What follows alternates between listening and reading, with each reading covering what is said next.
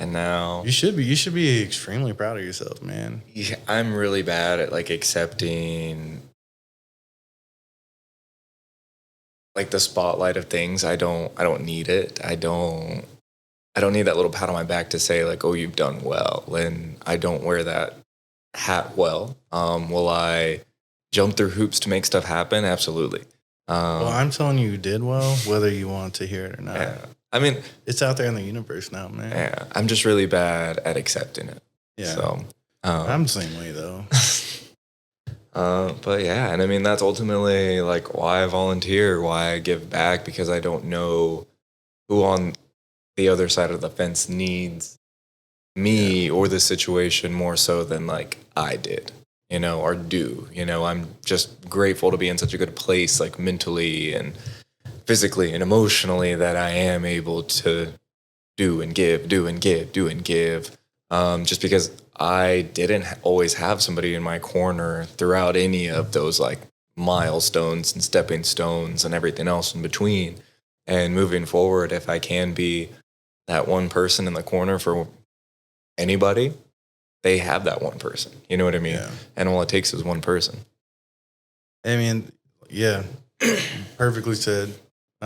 Sometimes it just takes that one person to kind of guide you in life and direct you. And I think like this is where like the younger generation, they don't realize this yet, but sometimes those people that they latch onto because maybe they're missing some kind of parental figure in their life, they latch onto the wrong people. But I mean, I feel like they latched on you, man. They'd be good to go. I do have a question though. So you said you're.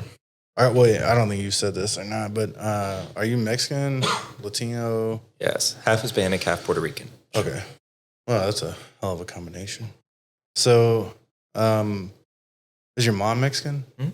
So I know in that culture, like is she like what? How? So let me just break that down even more. My Yeah. mom is 50, 49, 59, something like that. I don't even know anymore.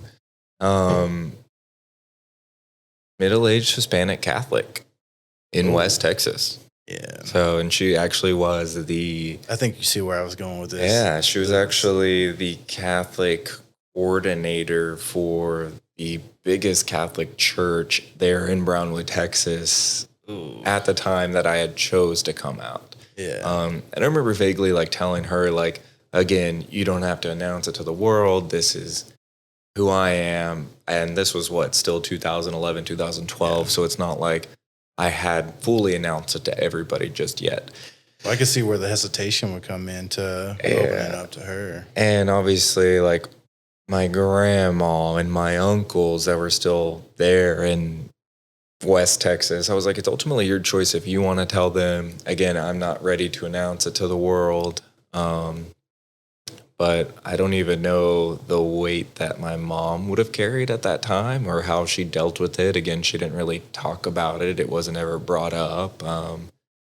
And then, yeah, when I've decided to bring my first boyfriend home and introduce him to my family, I did have some uncles that didn't talk to me for a while, and would say things behind their back or behind my back or whatever have you. But even then, I remember one Thanksgiving, even after they had done that, I would always somehow ended up being like the person that had to pray for everything.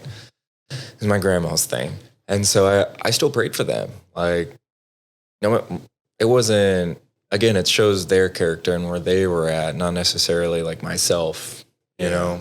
And I mean, now we're all fine. Like, we can shoot the shit. I've brought Bryce around one of them and stuff like that. So it's not really a thing anymore, but I don't really know how it looked like on their spectrum or their side of the fence throughout the process or how they accepted it. I think, like my aunt would tell you, Matthew, you're Matthew. You've always been Matthew.